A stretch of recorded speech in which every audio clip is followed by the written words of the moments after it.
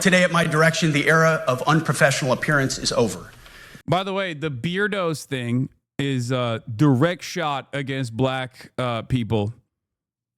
A lot of people don't understand this, but this is a major point of contention for active duty service members that are black. A lot of people don't even recognize it unless you are either tapped in and you have friends who are veterans, who are black veterans, or just like, this is an anti-black policy.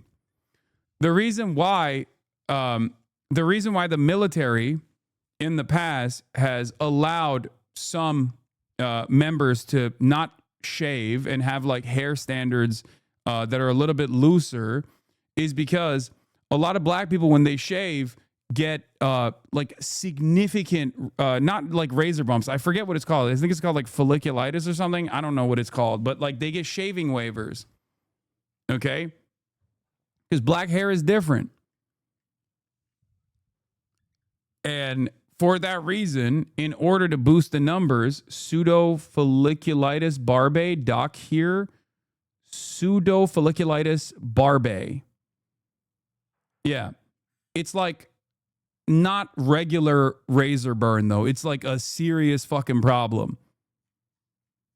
So the reason why the military was like, all right, it's fine. We don't have like the same shave standards. You can get a waiver for it. Was for obviously people with religious reasons not to shave, like sick people or Muslims or specifically black people for the folliculitis mention that I just made. And a bunch of black service members were allowed to get these shaving waivers. So now he's like taking that out. But for those of you who don't know, this is like this initiative, revoking that shave waiver is actively shitting on. Why aren't you clean shaven, Sergeant? Oh, yeah, So I'm not clean shaven because I do have a condition called pseudometiculitis. It's when your hair grows out and back into your skin, which causes your hair follicles to be more into your skin, causing your face to turn red and causing there to be bumps. There's usually rash, and this is more common in, African Americans because our hair is more kind of tightly woven hair that is thick and it's not as straight as other people's hair. It's a natural thing that happens. And the Marine Corps has like waivers for it. They're called no-shave chits, right? Yes. If you have pseudometiculitis, you could still join the military. They have waivers and no-shave chits for it. Don't be afraid to, go to your recruiter or anything like that just because you can't shave. What's your favorite part about the military? The cohesion, Yeah. The beard policy thing is not about readiness. Like there is no, like it's just the reason why they have the shave waivers is for that reason. I already explained it to you.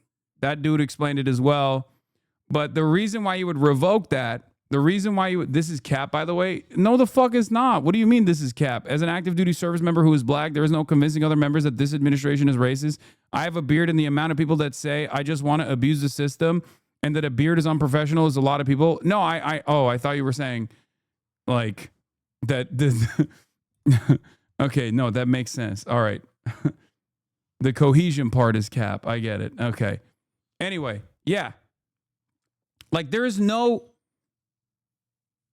the reason why they're taking away the waivers is just simply to say like, fuck you. If you're black and if you're black and you're in the military, you're going to shave your fucking face no matter, no matter what kind of complications, medical complications you can have.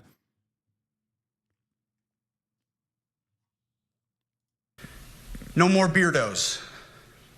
The era of rampant and ridiculous shaving profiles is done. Simply put, if you do not meet the male-level physical standards for combat positions, cannot pass a PT test, or don't want to shave and look professional, it's time for a new position or a new profession. I sincerely appreciate the proactive efforts the secretaries have already taken in some of those areas, service secretaries. And these directives... Yeah, of course, spec ops still get to have beards, obviously, because they're cool and mostly white and also badass. They get to grow a badass beard because they're special operations, baby, special forces. Hoorah! Woo!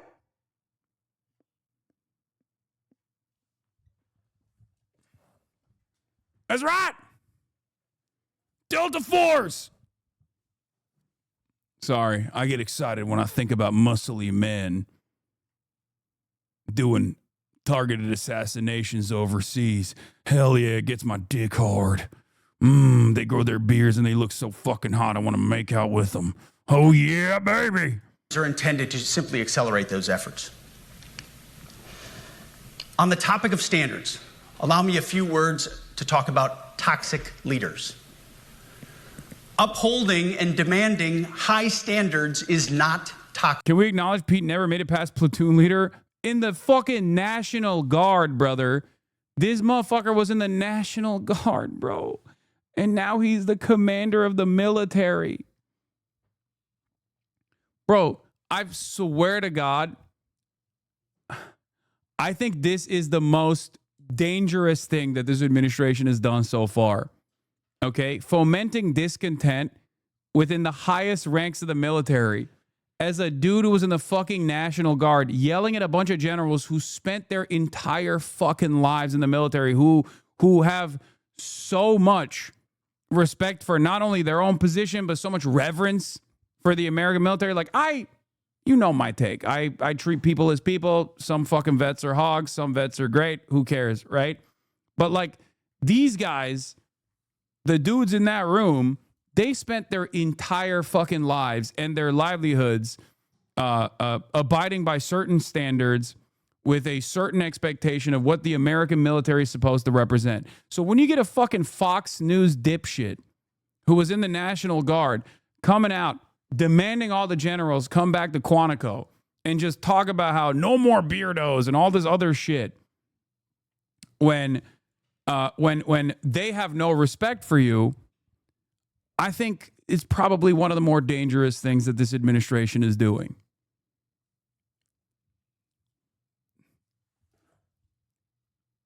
You don't have to be a student of history to know. You do not have to be a student of history to know the one group that you are not supposed to piss off is your fucking military. Okay?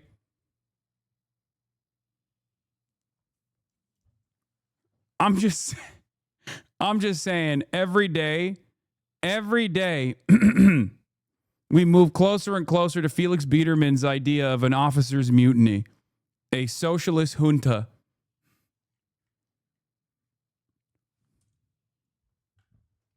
It probably won't happen. I'm obviously,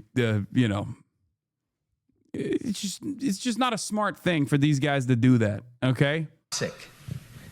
Enforcing high standards, not toxic leadership. But today, at my direction, every member of the Joint Force at every rank is required to take a PT test twice a year, as well as meet height and weight requirements twice a year.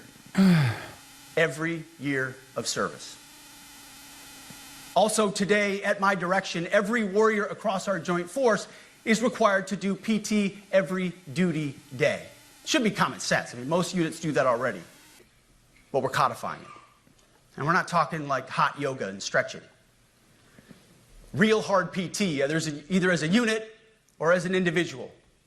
At every level, from the Joint Chiefs to everyone in this room to the youngest private, leaders set the standard. And so many of you do this already. Active, Guard, and Reserve. This also means grooming standards. No more beards, long hair, superficial individual expression. We're going to cut our hair, shave our beards, and adhere to standards. Because it's like the broken windows theory of policing. It's like when you let the small stuff go, the big stuff eventually goes. So you have to address the small stuff. This is on duty in the field. By the way, part of the reason why they have the shave waivers. What the fuck? And in the Where is that audio coming from? I don't even know where that's. What the fuck? Anyway, as I was saying, part of the reason why they have those like looser restrictions on PT is because one of the major crises that the American military broadly is experiencing is a crisis in recruitment numbers. In the absence of a 9/11 style incident, recruitment numbers have obviously fallen, regardless of the poverty draft that the American government has, right? regardless of the fact that the military is seen as like one of the only ways where you can get the same kind of welfare and social assistance that you would get as a citizen in competent European governments. The military has experienced a severe crisis in recruitment. Okay. Last time they saw big numbers, obviously, was 9/11 when people felt the call of duty. And I guess like with the imminent recession, recruitment numbers have ticked up. Not exactly great, but part of it's not exactly great for the future of America. I mean, but the reason why they had lowered standards, for example, and even offered like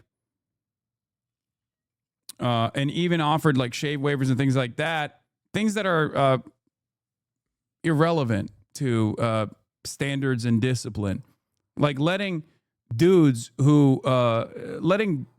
dudes in the military not shave because otherwise their fucking faces explode with blisters is perfectly normal, is perfectly valid. Okay.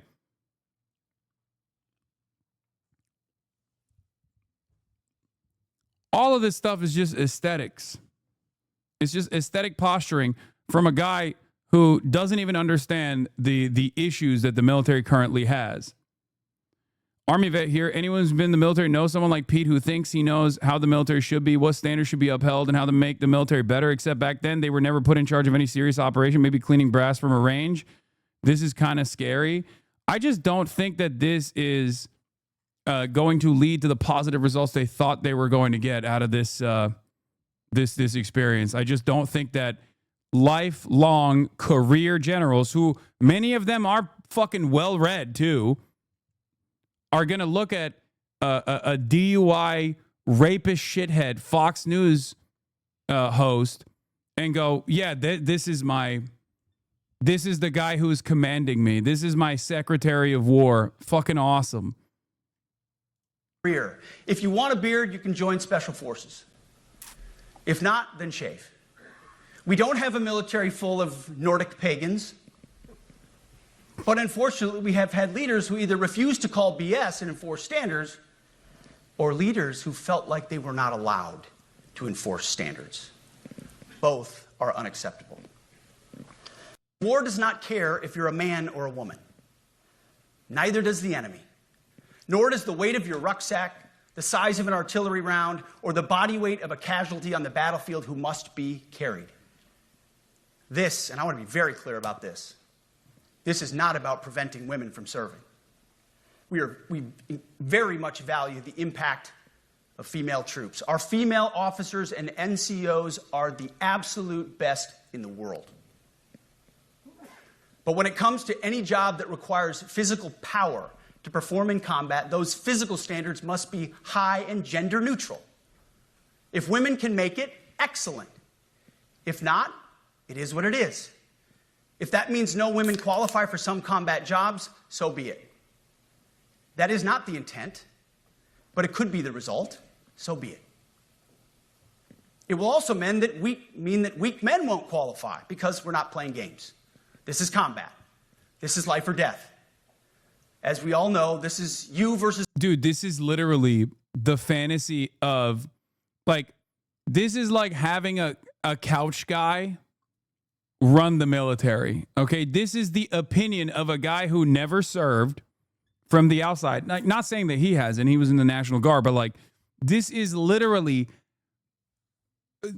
the areas where you see this kind of attitude most commonly represented are the fucking dudes who wear like the grunt force outfits, who are themselves fat as shit and never actually served or failed out of basic, right? And the guys who were like, oh man, I was gonna serve, but life had other priorities for me. But like, this is exactly what the military should represent. Yeah, like this is such a crazy thing to watch.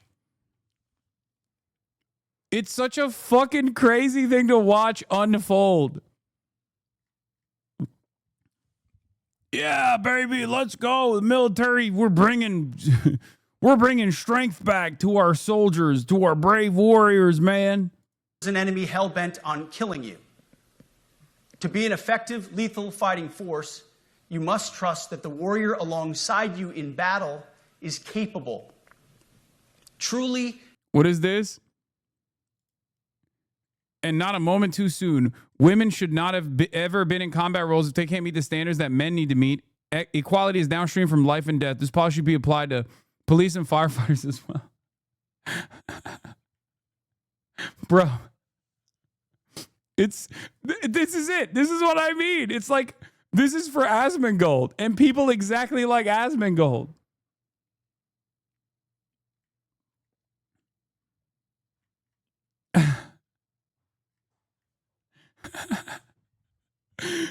That's who he's doing this for. This shit's gonna piss off. I think this is gonna piss off a lot of top brass. Okay. Women should not be in the military police force. I will die on this hill. My grandmother was a nurse in World War II. It's where she met my grandfather, who was a pilot. Women can provide value and service to the military, but that doesn't mean we should endanger lives pursuing the false god of equality by giving them lower standards for combat roles. Oh my God. Oh God. And Clean says thank you. Ugh. Asmon couldn't even meet the standards of women. Yeah, I mean, he would be the first to say, oh yeah, that's why I'm not serving. That's why I'm serving my country by being a Twitch streamer. Physically capable of doing what is necessary under fire. You know, this is the only standard you would want for your kids and for your grandkids.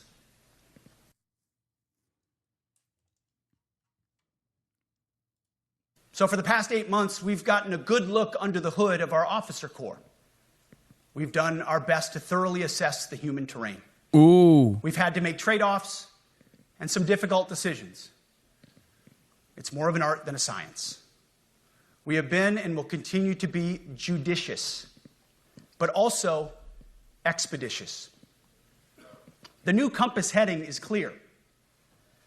Out with the Shirellis, the Mackenzies, and the Millies, and in with the Stockdales, the Schwarzkopfs, and the Pattons. More leadership changes will be made, of that I'm certain.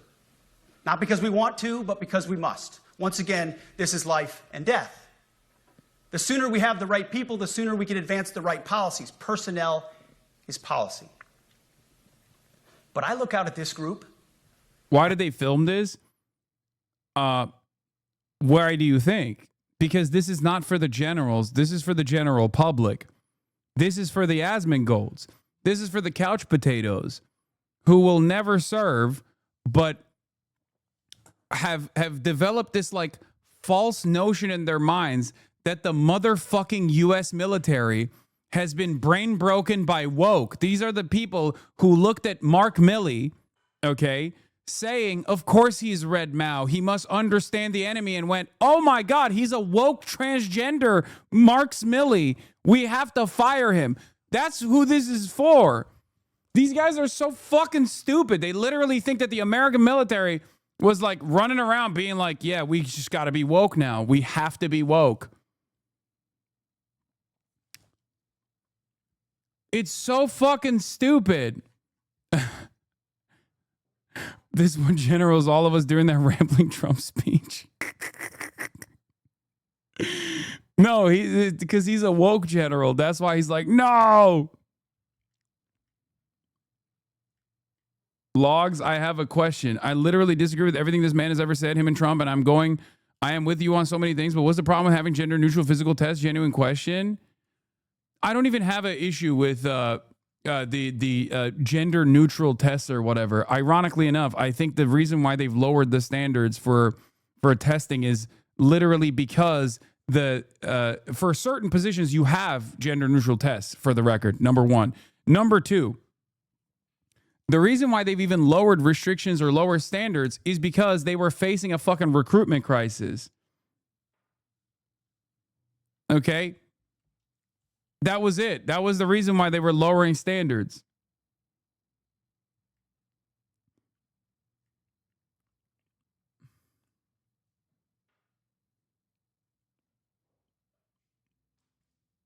Did you watch the Ben Shapiro video made about you yesterday encouraging violence? This guys like this only fucking live the world through drama, I think. No, man, I didn't respond to Ben Shabibo. Why the fuck would I respond to Ben Shabibo? Irrelevant.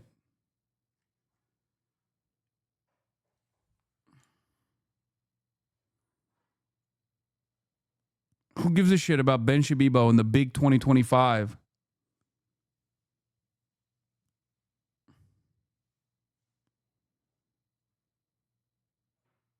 They actually raised standards, but we still have recruitment issues. I don't know why. No, the reason why the standards were lowered initially was because of recruitment problems. But Pete Hegseth and many other fucking couch potatoes think that, armchair generals think that if they actually make the military strong in its optics, that more people will want to join or some shit. And I see great Americans. Leaders who have given decades to our great republic at great sacrifice to yourselves and to your families. But if the words I'm speaking today are making your heart sink, then you should do the honorable thing and resign. We would thank you for your service. Oh my God. But I suspect, I know, the overwhelming majority of you feel the opposite. These words make your hearts full. You love the War Department because you love what you do, the profession of arms. You are hereby liberated to be an apolitical, hard-charging, no-nonsense, constitutional leader that you joined the military to be. Truth be told, for the most part, we don't need new standards. We just need to reestablish a culture where enforcing standards is possible. And that's why today, at my direction, I'm issuing new policies that will Minimum score already didn't matter in many infantry units. If you didn't have at least 270 PT score in my unit, you were shitbag.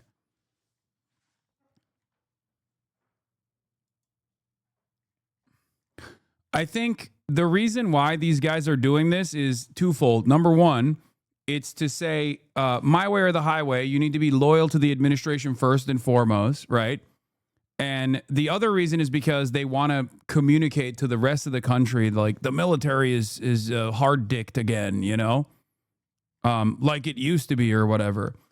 Ironically enough, the American military, when it was the most successful, was obviously when they had a mandatory draft and they did not have the same fucking standards at all, World War II.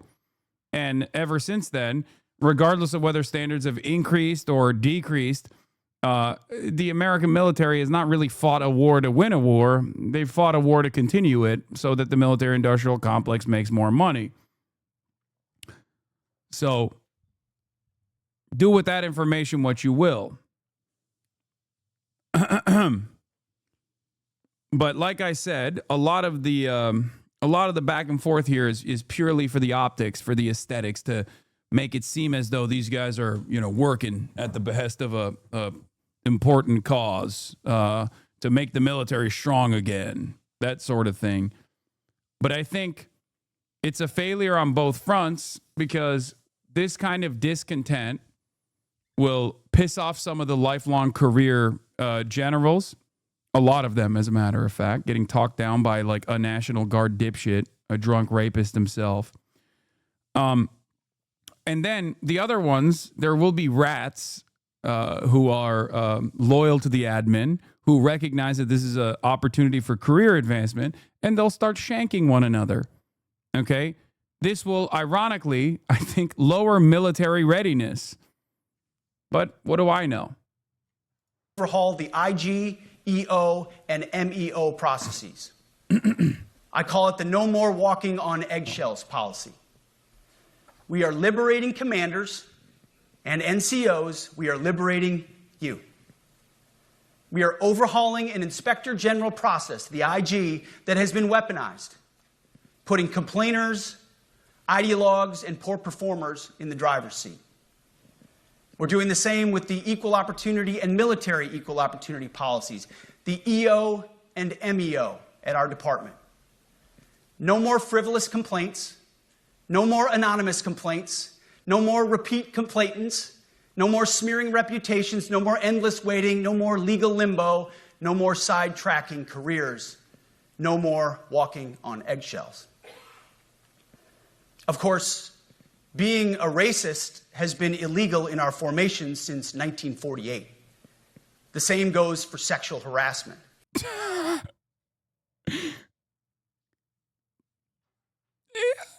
Has the military abided by those standards? I don't know, man. I don't think so. But also, I feel like, especially on the sexual harassment and sexual violence front, that definitely doesn't feel like like it's been the case.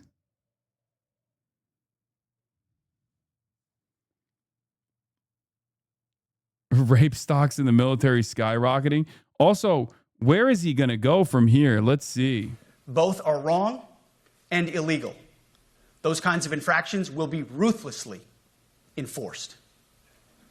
But telling someone to shave or get a haircut or to get in shape or to fix their uniform or to show up on time or to work hard, that's exactly the kind of discrimination we want. We are not civilians.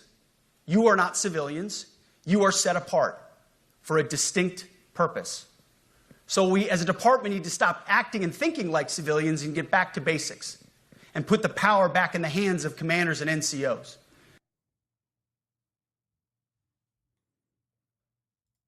On the topic of standards, allow me a few words to talk about toxic leaders.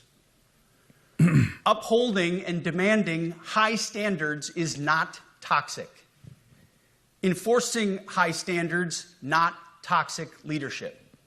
Leading warfighters toward the goals of high, gender-neutral, and uncompromising standards in order to forge a cohesive, formidable, and lethal Department of War is not toxic. It is our duty, consistent with our constitutional oath. Real toxic leadership is endangering subordinates with low standards. Real toxic leadership is promoting people based on immutable characteristics or quotas instead of based on merit. Real toxic leadership is promoting destructive ideologies that are an anathema to the Constitution and the laws of nature and nature's God, as Thomas Jefferson wrote in the Declaration of Independence. The definition of toxic has been turned upside down, and we're correcting that. That's why today, at my direction, we're undertaking a full review of the department's definitions of so-called toxic leadership, bullying, and hazing, to empower leaders to enforce. Oh my God. So-called toxic leadership like bullying and hazing, we're bringing it back? What the fuck? Like, at what point did this not exist in the American military? Am I crazy? I feel like regardless of the standards, like this has always been the case, right?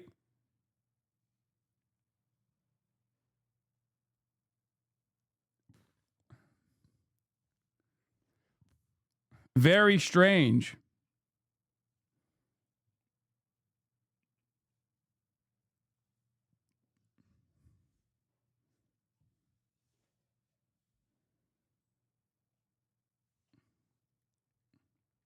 Hold on. Standards without fear of retribution or second guessing. Of course, you can't do like nasty bullying and hazing. We're talking about words like bullying and hazing and toxic. They've been weaponized and bastardized inside our formations, undercutting commanders and NCOs. No more. Setting, achieving, and maintaining high standards is what you all do. And if that makes me toxic, then so be it. But this does not mean, and this goes for all of us, that there were big efforts to reduce abusive behaviors. I mean, effort or not, like a lot of the military standards are still fairly abusive. As a vet for basic training specifically, bullying, collective punishment, and smoking standards have softened, which I'm okay with. Well, they're back. The only thing toxic here is this fucking liver. Hasan, don't be a pussy, bro. Bully me. W.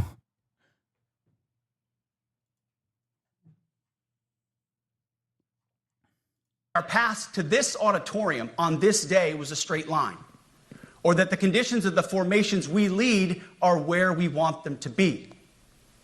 You love your country, and we love this uniform, which is why we must do better. We just have to be honest. We have to say with our mouths what we see with our eyes, to just tell it like it is in plain English, to point out the obvious things right in front of us. That's what leaders must do. We cannot go another day without directly addressing the plank in our own eye, without addressing the problems in our own commands and in our own formations. This administration has done a great deal from day one to remove the social justice, politically correct, and toxic ideological garbage that had infected our department, to rip out the politics. No more identity What is months, that buzzing?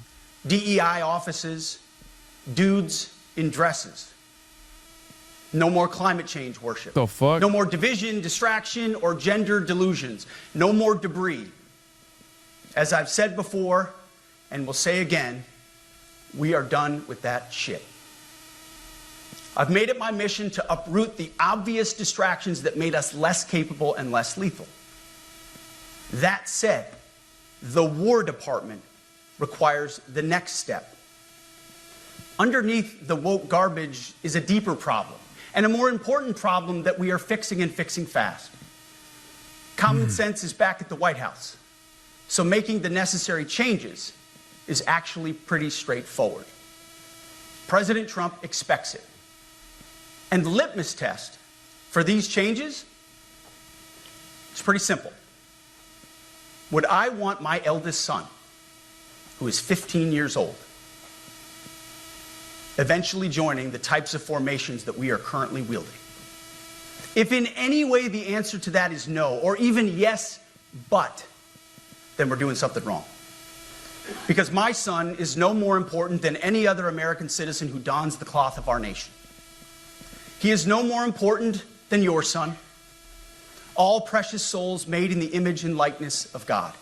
Every parent deserves to know that their son or their daughter that joins our ranks is entering exactly the kind of unit that the Secretary of War would want his son to join. And then I told Pete, we should use some of these dangerous cities as training grounds for our military. Ain't no fucking way, brother. Ain't no fucking way. We should use the dangerous cities as training grounds? Oh my Lord. The audio got even worse, by the way, which is crazy. But this is like fascist lunacy. National Guard, but military. We have breaking news. President Trump just made a major announcement. He wants more than just the National Guard deployed to some of the country's biggest cities like Chicago and Portland. And he wants active military there to, quote, use some of these dangerous cities as training grounds. As you just heard, he later described what he sees in Portland. Portland, Oregon, where it Portland, looks like Oregon. a war zone. And I get a call from the liberal governor. Sir, please don't come in. We don't need you. I said, well, unless they're playing false tapes, this looked like World War II anymore. But Now, he later claimed that he sent federal troops to Seattle to stop protests during his first term. And so you look at some of the things where they took over parts of Seattle. They actually took over a big percentage of Seattle. Think of that. You remember that. That was a while ago. And I sent in the troops and they were gone. The magazine reports federal officers were deployed to Seattle in 2020, but were quickly withdrawn. Some of our reporters on the ground said they never saw federal troops, only local police. And the president just wrapped up that speech to military leaders in Virginia. It comes a day after our own state and city leaders sent a stern message to the White House, and they told the president to stay out of Seattle. Fox 13's Sean Chitness live at Seattle City Hall with more on the state's message to the White House. Sean, good morning.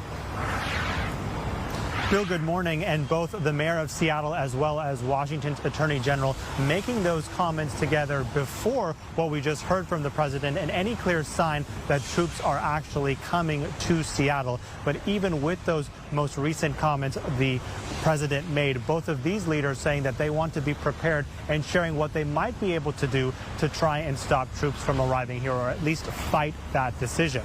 So Seattle Mayor Bruce Harrell explaining that he plans to release an executive order with actions the city can take if the Washington National Guard is mobilized. Attorney General Nick Brown says the state is ready to challenge the Trump administration in court, but couldn't say for sure who would have the final call on directing the National Guard, the governor or the president. Seattle is certainly not war ravaged, neither is Portland. We do not see anything happening here that would lead or generate an insurrection.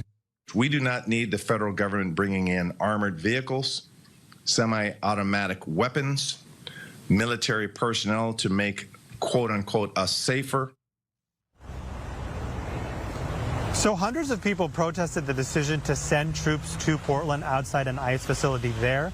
U.S. Attorney General Pam Bondi reacted to that demonstration by saying they were not peaceful but radical extremists, and that anyone who threatened or assaulted an officer would be charged federally.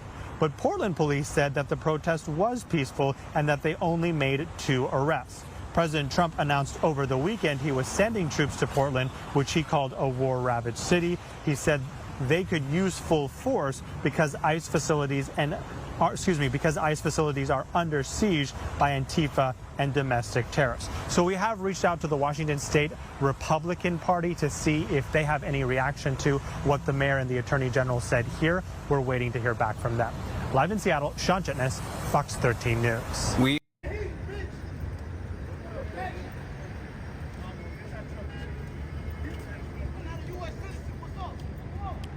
Oh, this was one of the funnier moments that took place. This clip I was meaning to get to yesterday, but I simply did not have time to. It's pretty fucking awesome, if we're being real. Okay.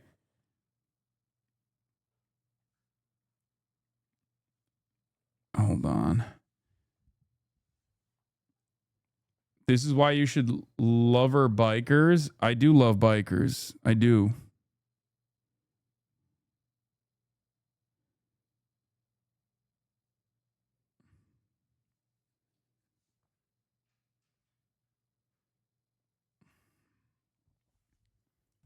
Nah, fuck cyclists. No, I love cyclists. Okay. Especially when they do shit like this. This is cyclists using their power of being an unlimited nuisance for good. Okay? Cyclists rise up. Cyclists rise up. They are using their power of annoying people for good.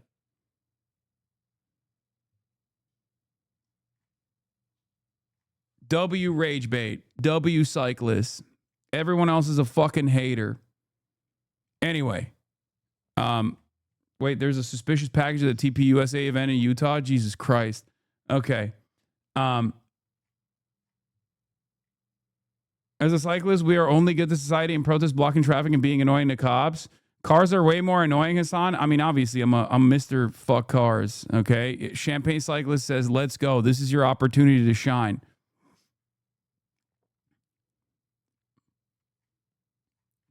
Anyway, this video is incredible because it demonstrates how unimaginably fat the Heil Titler Brigade is, okay? We don't have the Gestapo, we have the Fat Stapo. Straight up. It's fucking awesome. Here it is.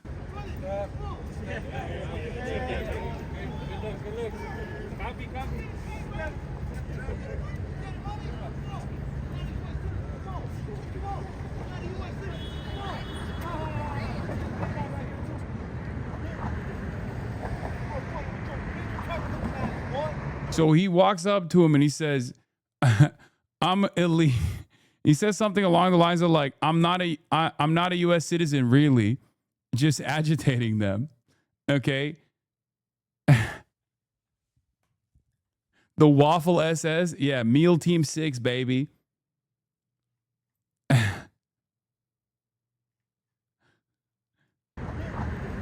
Rolls up on him. Says, fuck Donald Trump.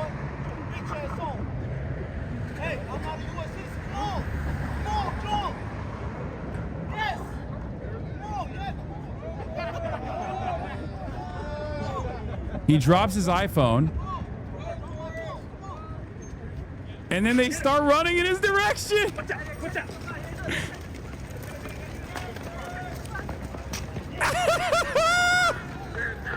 Hey, yo!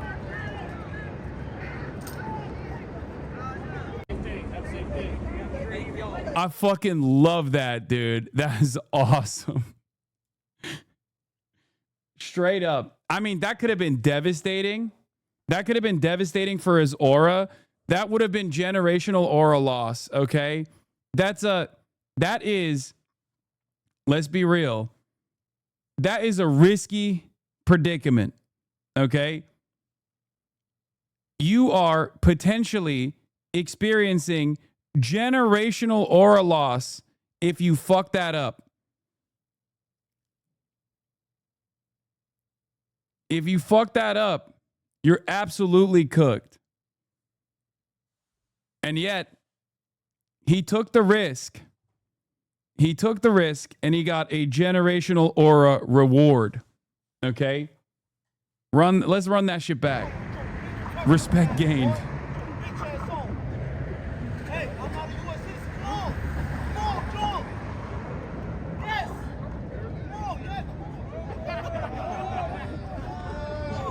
He drops his phone. One of the ice ages, heavy risk, but the prize. Oh yeah, the prize. Scared money don't make money, lol. Yeah, here's a classic, you know.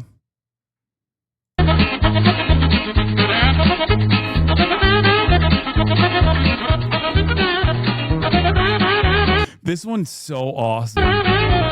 That one is so fat. I love that. This is combat readiness, ladies and gentlemen. Demonstrated. This is what happens when you don't have combat readiness for our brave troops. He rolled a crit. Legendary humiliation of a dozen raises hogs. No, it's fucking so good. It's the Jordans in Chicago gives him powers. Yeah, for sure.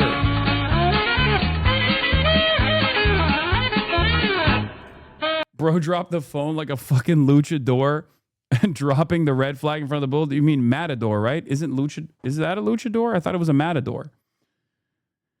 Oh.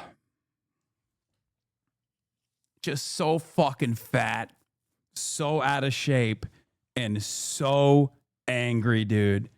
Oh my Lord. I've never in my life seen clumsiness be recycled like that into Matt Aura. Use us clumsy gang are the most impressive we've ever been. The man is a national hero. Yeah, Matador is bulls, luchador is wrestling. Exactly, I knew it right. All right. Also, remember, the reason why they're there is to create an environment of intimidation, okay? Like, that's the only reason why they're there. Here's some more details on this. Hold on. The whole mob tried to trace him down because he dared criticize Trump. You know, this is insane, right? A gang of armed thugs will attack random passerby because they don't like what they say. Like, him being like, I'm undocumented. I'm not a U.S. citizen. He's fucking obviously trying to piss him off. He's like, there's no...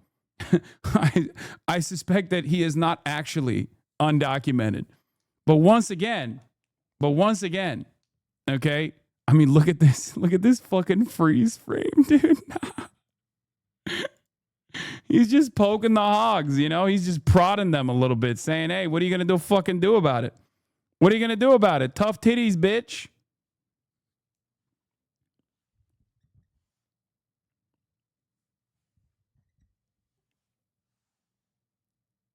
Oh, respect.